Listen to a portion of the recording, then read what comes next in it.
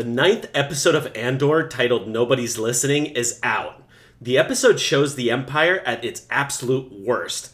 The Imperial machine is insidious, cruel, and vindictive, taking enjoyment from inflicting pain.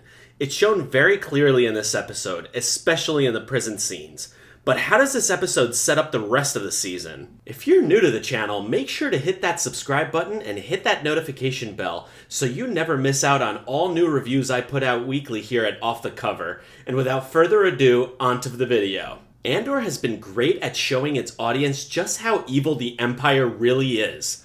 The political machinations are written superbly. Particularly the twist in the prison was surprisingly well done. It showed just how much the Empire just doesn't care. In the beginning of the season, it could have been easy to ignore that Dedra was working up for the bad guys since the audience was instinctively rooting for her. That's all but a fond memory now. It's clear that Dedra is nothing but another villain, eager to stamp out rebel activity by any means necessary.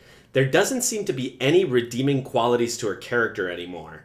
When we see her interrogating Bix, she shows some truly psychotic tendencies, subjecting her to truly monstrous form of torture. Back on the prison planet of Narkina 5, life is just as bleak. Cassian Andor spends most of the episode figuring out how to escape from prison, but he soon realizes that he'll need to get at least a few people on board. Throughout the episode, the prisoners notice some increasingly mysterious things going on in the other levels, and they're trying to figure out exactly what's going on. The tension in the episode seems to increase with each passing minute. Andy Serkis is a pure joy to watch. What a great actor this guy is. Throughout the episode, he begins to change his mind about everything. He's been broken in by the Empire and had clearly bought into the system, but now he sees that he's not guaranteed to leave. In this episode, he continues to buy into the idea that he's only got one more year to his sentence. But as we see at the end, that is far from the case. Cassian desperately tries to convince him that no one is listening, explaining that the Imperials are so arrogant that they wouldn't even bother listening in on the prisoners. They just don't care enough to. Although as we see later in the episode, when the prisoners are stuck on the bridge, the guards were in fact listening in. When Kino Loy loudly tells the other prisoners they shouldn't believe rumors, they're finally allowed to proceed. This was a little nuanced and easy to miss, but a good nod. The Big Brother vibe we see throughout the series makes the Empire even more frightening.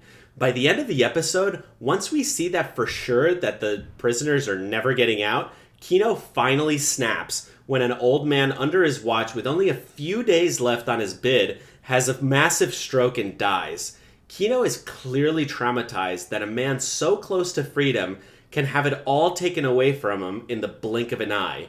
This is right when we are told that a man from their group who was released only wound up on another floor, cementing the fact that they're never getting out. This episode is all about Kino's transformation from subservient prison leader to eventual escapee. Back on Ferrix, Dedra subjects Bix to a horrific torture scene, at least for a Disney-backed venture. The overly enthusiastic Dr. Gorse explains the procedure in quite a jovial manner. This sort of harkens back to those scientists in World War II that were a bit too passionate about their science and lacking in empathy for their subjects. We always sort of knew the connection between George Lucas's Empire and the atrocities of World War II. Here we're given the gritty details of what the allegory really entailed. The torture itself is most closely akin to the earthly Chinese water torture and American torture tactics in Afghanistan of blasting death metal music so the detainees can't sleep. The implication is that the screams heard through the headset are painful to listen to. Bix's performance was pretty good here as well. I guess there's only so much that can really be done in a Disney-backed series. It's just dark enough for the kiddies, but not enough for the truly depraved viewer. Dedra also seems to have pieced together that Cassian Andor was involved in the Aldhani raid. She's made aware of him shaving his beard in order to blend in as an Imperial soldier. I thought some interaction with Cyril would have made that connection, but she did it on her own. Cyril, for his part, is starting to become increasingly unhinged, stalking Dedra outside ISB headquarters. She tells him to bugger off, but not until after being thoroughly creeped out. Although there was a bit of tension between the two characters, which implied there may be a romantic connection to be had in the future. Meanwhile, Mon Mothma gets 2 visitors in this episode. We learn that Vel is actually Mon Mothma's cousin, who stops by to chat about the status of the rebellion. Now I'm starting to wonder if Luthen isn't related to the both of them. Speaking of which, Luthen is entirely absent in this episode. Mon Mothma is clearly uncomfortable with how dark the movement has become, while her official attempts to get the Senate to listen are falling on deaf ears. Her concerns are compounded when Tay recommends getting a loan from some shady huckster. She seems to be distressed at the idea of dealing with so many shady characters. But this is a show about how rebellions are formed. And as we saw in the excellent AMC show Turn about George Washington's spies, nothing in a rebellion is ever clean.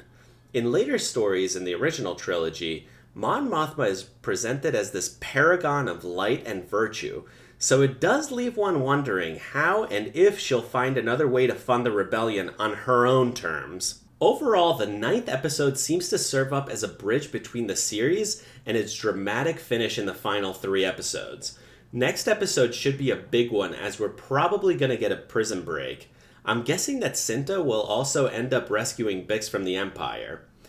The stakes have been raised very high thus far, making the series out to be wonderfully written thus far.